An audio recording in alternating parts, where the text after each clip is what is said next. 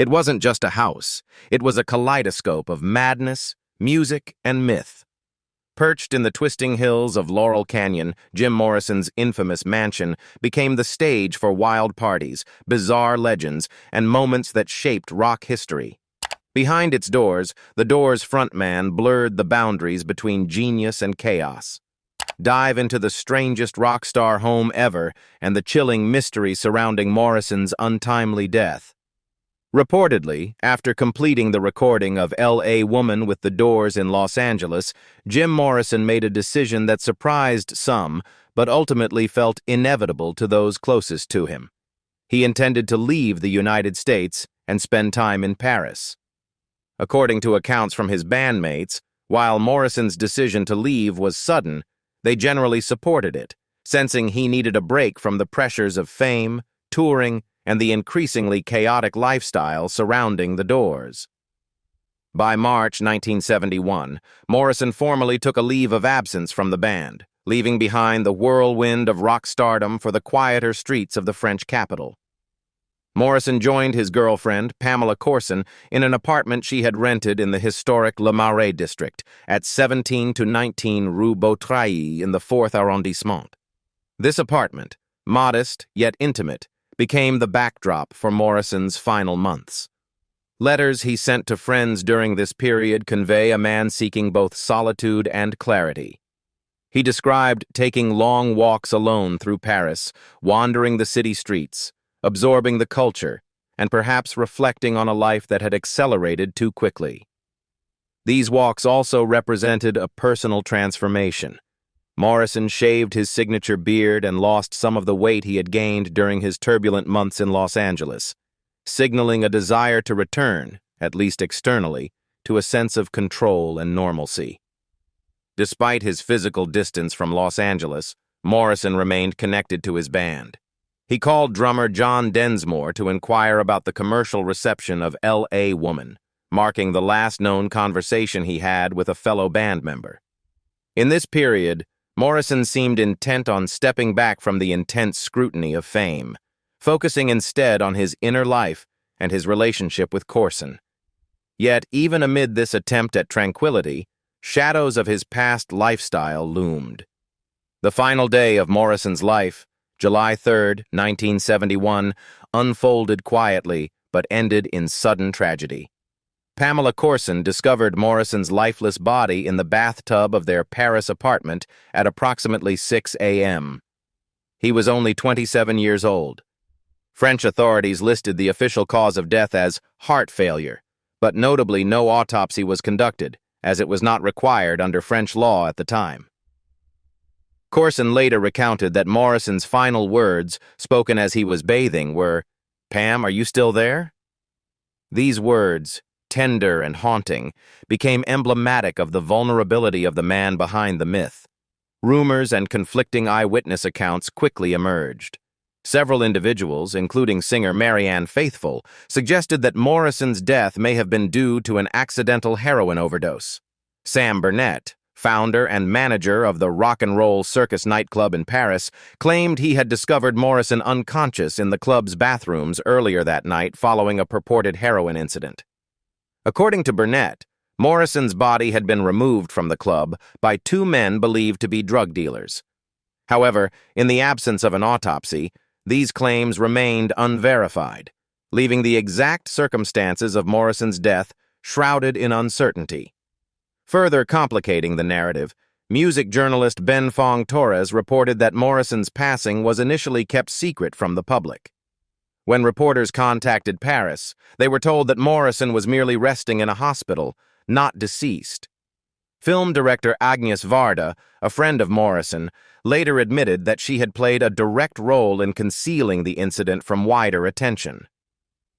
In her last media interview before her death in 2019, Varda confirmed she was among the very few mourners, just 4 in total, to attend Morrison's burial, a quiet ceremony that contrasted sharply with his outsized public persona. Since that fateful day, Morrison's death has been the subject of speculation and conspiracy theories. The lack of an autopsy, combined with conflicting eyewitness reports and the mysterious circumstances surrounding his final hours, has fueled decades of debate. Some theories focus on drug involvement, others suggest foul play, and still others ponder the possibility of Morrison orchestrating a symbolic disappearance. Regardless of the speculation, the reality remains sobering. A charismatic and talented artist whose life had been marked by brilliance and excess ended abruptly at the age of 27, leaving a legacy that would forever intertwine genius and tragedy. Now let's talk about Jim Morrison's estate. First, long before Jim Morrison would become the enigmatic frontman of the Doors, his formative years were rooted in the quiet suburbs of Arlington, Virginia. The Morrison family home at 2320 North Evergreen Street in the Yorktown neighborhood stands as a touchstone for understanding the early environment that shaped the future rock icon. During the 1950s, when Admiral George S. Morrison, Jim's father, was stationed in the Washington, D.C. area, the family occupied this residence, a modest yet stately home that blended the traditional suburban charm of Arlington with the disciplined, structured world of a military family. Located in a neighborhood defined by tree-lined streets and post-war homes, 2320 North Evergreen Street offered a semblance of stability amidst the frequent relocations typical of a military family. Reports and archival references frequently cite this address as a cornerstone of Morrison's childhood, pointing to a home that was both a domestic refuge and a backdrop to formative experiences. It is within these walls that young Jim and his siblings navigated the rhythms of family life, from school days to summer evenings, in a household shaped by his father's naval career and his mother's meticulous management of the home. Contemporary reporting on the property, particularly when it has come to market in recent years, underscores the house's enduring historical resonance. Real estate profiles routinely reference the Morrison family's residence, confirming the family's presence while noting the numerous renovations that have altered the interior and exterior over the decades. These updates, while modernizing the structure, have not erased its connection to the Morrison legacy. The house remains a tangible link to the young life of a man who would later become one of rock music's most enigmatic figures. The home itself, like many mid-century Arlington residences, embodied a sense of traditional American domesticity. With a compact front yard leading to a welcoming porch, the house provided a quiet, structured environment, a contrast to the tumultuous rock and roll world Jim would eventually enter. Neighbors from that era, along with local historians, recall the house as emblematic of the stability and normalcy that marked the Morrison family's life in Arlington. The family's routines, dinners, family outings, and neighborhood interactions played out against the backdrop of a house that would, in retrospect, be seen as the starting point of a journey marked by both brilliance and chaos. Jim Morrison's upbringing in this Arlington home was deeply influenced by his father's career in the Navy. Admiral George S. Morrison's position demanded frequent relocations, adherence to military protocol, and a disciplined lifestyle, all of which left a distinct imprint on his children. For Jim, these experiences instilled both a respect for structure and, paradoxically, a yearning to break free from confinement, qualities that would later define his artistic persona. Letters, interviews, and biographical accounts suggest that the time spent at 2320 North Evergreen Street was crucial in fostering Morrison's introspective tendencies, his early fascination with literature and poetry, and his developing awareness of the dualities between order and rebellion. In the decades following the Morrison family's occupancy, the house has become a point of interest not only for historians but for fans of Jim Morrison seeking to trace the origins of the rock legend. Stories surrounding the property frequently highlight the contrast between its serene, suburban exterior and the tempestuous energy of the man who once lived there.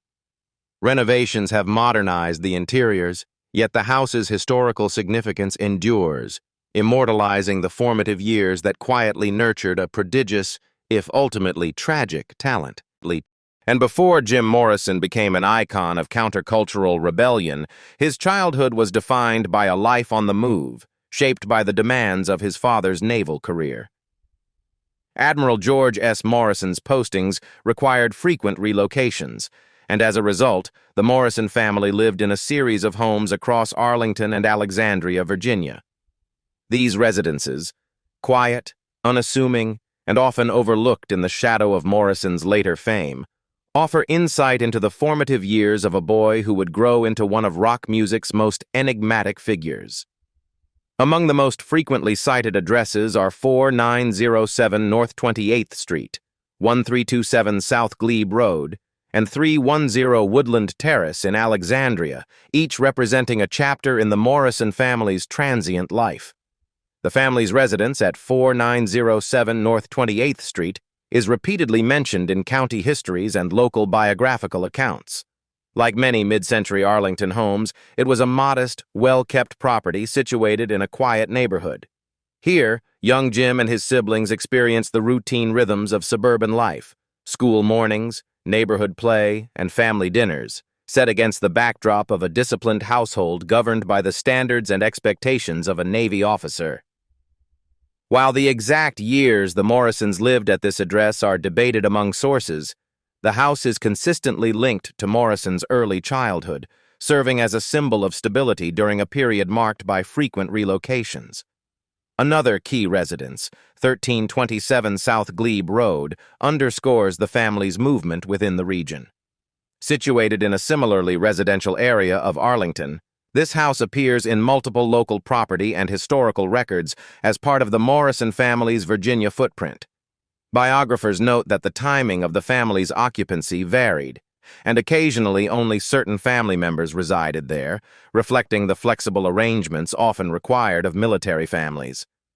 Despite the uncertainty surrounding precise dates, the home's repeated mention in regional reporting attests to its significance in Morrison's early years, offering a setting where the young boy absorbed the patterns of suburban life, while his imagination and intellectual curiosity began to stir. In Alexandria, the 310 Woodland Terrace home marks another waypoint in the family's itinerant life. Alexandria, with its historic streets and mid-century residential developments, provided a different context from Arlington, one slightly more urban, yet still suburban enough to maintain a sense of quiet order. Accounts indicate that Morrison's family lived here intermittently, a reflection of Admiral Morrison's assignments in the Washington, D.C. area and the surrounding counties. Local write-ups and real estate reports often highlight the home's architectural character, while biographical summaries note its connection to the Morrison family, further mapping the geographic trajectory of Jim Morrison's formative years. These multiple Virginia homes collectively illustrate the peripatetic lifestyle imposed by a military upbringing. Each residence, whether on North 28th Street, South Glebe Road, or Woodland Terrace, served as a temporary anchor, offering shelter and structure even as the family adapted to the demands of transfers, postings, and naval obligations. For Jim Morrison, this continual movement likely contributed to a sense of restlessness, a tension between stability and impermanence that would later manifest in his artistic persona. Biographers and historians frequently reference these addresses, not merely as factual points on a map, but as touchstones for understanding the developmental environment of a child navigating discipline, intellectual stimulation, and the subtle pressures of a highly mobile, officer-class household. Despite variations in timing and occupancy noted across sources, the repetition of these addresses in local histories, property profiles, and Morrison biographies underscores their significance. Each house represents a chapter in the shaping of a boy who would grow into an adult grappling with the dualities of order and rebellion, discipline and creativity. The suburban streets of Arlington and Alexandria, often quiet, orderly, and conventional, provided the backdrop against which Morrison's early sense of curiosity, defiance, and imagination took root. By the mid-1960s, Jim Morrison had left his native Virginia and was navigating the sprawling, sun-drenched landscapes of Los Angeles, a city that promised freedom, creativity, and new beginnings. After enrolling at UCLA, Morrison's life took on a distinctly transient and experimental rhythm. Among the early places he called home, or at least temporarily occupied, was a modest crash pad at 14 Westminster Avenue in Venice, California, a building that would become a crucible for his artistic and personal development.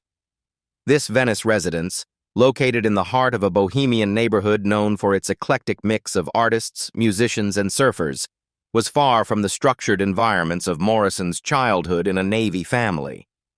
Multiple neighborhood histories, Doors fan guides, and biographical accounts document the address as one of Morrison's early Los Angeles bases. Unlike a permanent home, this crash pad functioned as a semi-communal space. Morrison reportedly relied on the generosity of friends for meals, sharing food and conversation with neighbors and fellow students, and adopting the rooftop as a summer sleeping spot. These rooftop nights, under the broad California sky, were emblematic of Morrison's early embrace of the unconventional, a rejection of domestic stability in favor of freedom, introspection, and immersion in the sensory experience of the city. The rooftop of 14 Westminster Avenue was more than a makeshift bedroom. It was a vantage point, both literally and figuratively, for Morrison's evolving creativity. From this perch, he could survey the rhythms of Venice Beach below, the ebb and flow of tourists, street performers, and the idiosyncratic daily life that fueled his imagination. It was during these months in 1965 that Morrison began to cultivate the lyrical voice and themes that would later define the Doors.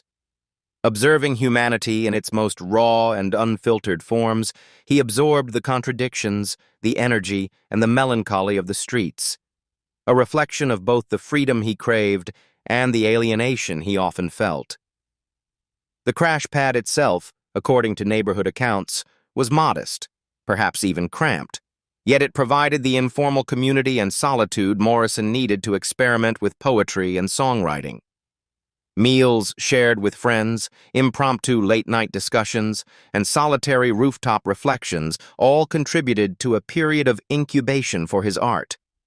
Biographers frequently emphasize the significance of these formative months, noting that the environment of Venice, a neighborhood steeped in creative ferment and countercultural exploration, offered Morrison both inspiration and a degree of anonymity. Unlike the disciplined, structured homes of his Virginia youth, Venice presented a playground for self-expression and experimentation, a space where he could cultivate the rebellious, introspective persona that would later captivate the world. Morrison's time at 14 Westminster Avenue also coincided with the early stages of his transition from student to musician. Surrounded by other young artists, poets, and musicians, he absorbed influences from both the local music scene and the broader cultural currents of Los Angeles in the mid-1960s. The rooftop nights, in particular, became symbolic of his commitment to exploring the intersection between life and art. He observed, he wrote, and he dreamed. These experiences, fleeting yet intense, helped crystallize the themes of desire, alienation, and transcendence that would soon permeate the Doors' music. Although 14 Westminster Avenue was never intended as a permanent residence, its role in Morrison's development cannot be overstated. The house's modest interiors, communal atmosphere, and rooftop views of Venice Beach formed the backdrop to a pivotal stage in his early adulthood. In the broader narrative of Morrison's life, this crash pad represents the moment he embraced a new identity, a departure from the structured expectations of his past, a tentative foray into artistic self-definition, and a first immersion into the Los Angeles counterculture that would shape his career. Today, 14 Westminster Avenue is remembered less for its physical architecture than for its role in the mythology of Jim Morrison. Fans, biographers, and neighborhood historians alike point to it as a formative locus where the young poet and musician learned to navigate independence, community, and the city's unpredictable energy.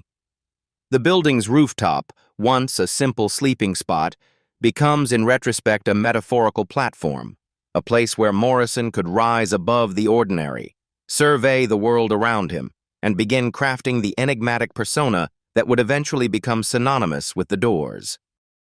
Among all of Jim Morrison's Los Angeles residences, none is more iconic or more intimately connected to his art than the small wooden house at 8021 Rothdale Trail in Laurel Canyon.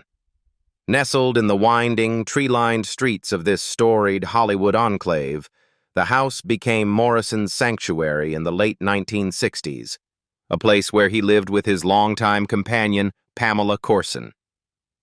It is here, amid the bohemian mix of musicians, writers, and artists that defined Laurel Canyon, that Morrison found both creative inspiration and personal refuge. The house and its surrounding street would go on to immortalize themselves in the Doors' song Love Street, forever linking Morrison's private life to his public artistry. Laurel Canyon in the 1960s was a cultural hotbed. The neighborhood, with its rustic homes tucked into steep hills and its maze of narrow roads, offered privacy for those in the music world who sought to escape the prying eyes of the media. For Morrison, whose fame with the Doors was growing rapidly, 8021 Rothdale Trail provided a rare combination of seclusion and community.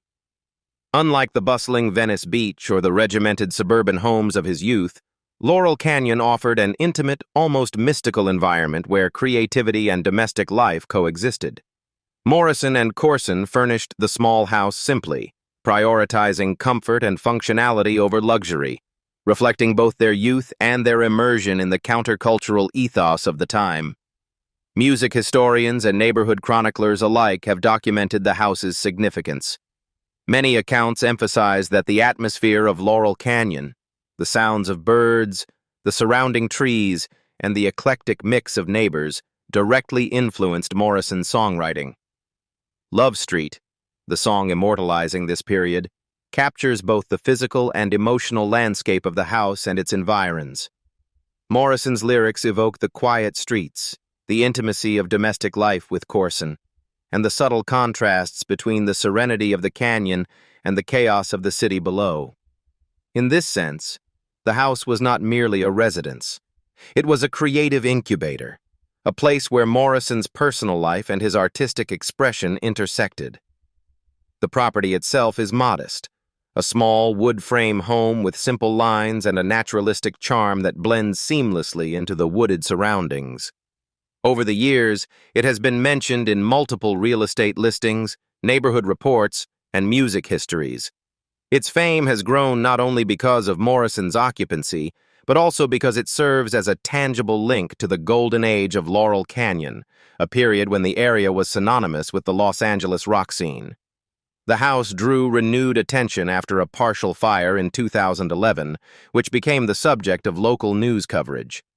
These events reinforced the home's status as a landmark in both music history and neighborhood lore. Living at Rothdale Trail offered Morrison a rare sense of privacy, while still connecting him to the vibrant community of artists around him. He could retreat from the intense spotlight of fame to spend time with Corson, engage in songwriting, and explore the emotional currents that would later surface in the Doors' music. Letters, interviews, and biographical accounts suggest that Morrison felt a deep attachment to this house, appreciating its secluded charm and the relative anonymity it offered, even as his celebrity continued to escalate. The surrounding neighborhood, with its winding paths and wooded hills, provided both inspiration and a measure of security, allowing Morrison to cultivate the mystique that would define his persona. In March 1971, Jim Morrison embarked on what would be the final chapter of his life, leaving Los Angeles behind to seek a quieter existence in Paris. He joined his longtime companion, Pamela Corson, and together they rented an apartment in the historic Le Marais district at 17 Rue Beautreillis. Modern Parisian guides, music histories, and retrospective accounts consistently identify this address as Morrison's last residence, though details such as whether the flat was on the 3rd or 5th floor vary across sources. What remains undisputed is the apartment's central role in the closing months of Morrison's life, and the tragic events that unfolded within its walls. Le Marais, with its cobblestone streets, medieval architecture, and artistic history, offered Morrison a stark contrast to the chaotic, sun-drenched environment of Los Angeles. The neighborhood's intimate scale, punctuated by small cafes, galleries, and quiet plazas, provided both seclusion and a sense of immersion in Parisian life. For Morrison, the apartment at Rue Beautreuil was both a sanctuary and a vantage point, a place where he could wander the city streets, observe its rhythms, and find inspiration amid the relative anonymity the city afforded him. Letters to friends from this period convey a man attempting to reconcile solitude with reflection, walking alone for hours and absorbing the energy of a city whose history and culture fascinated him. Physically, the apartment was modest, typical of Le Marais flats of the era, with compact rooms and a layout designed for practical city living rather than luxury. Morrison's time there was marked by both intimacy and introspection. He lived quietly with Morrison, engaging in long conversations, shared meals, and the small routines of domestic life. Biographers note that during this period he shaved his beard and shed some of the weight he had gained in prior months, suggesting a degree of personal renewal. He also remained connected to the Doors, calling drummer John Densmore to inquire about the commercial reception of L.A. Woman, marking the final known conversation he had with a band member. The apartment, however, would become the site of Morrison's untimely death. On July 3, 1971, at approximately 6 a.m., Pamela Corson discovered Morrison unresponsive in the bathtub. He was 27 years old. French authorities listed the cause of death as heart failure, but notably no autopsy was conducted, as it was not legally required. Corson later recounted that Morrison's final words, spoken as he was bathing, were the hauntingly tender question, "Pam, are you still there?" The intimate domestic scene stands in stark contrast to the public persona of Morrison as rock icon, an image of vulnerability and quiet finality. What do you think about Jim Morrison? Leave us your comments in the section below. We hope you have found this helpful video. Don't forget to leave a like, share, and subscribe to the channel if you like it. Thank you for watching this and see you in the next videos. Goodbye.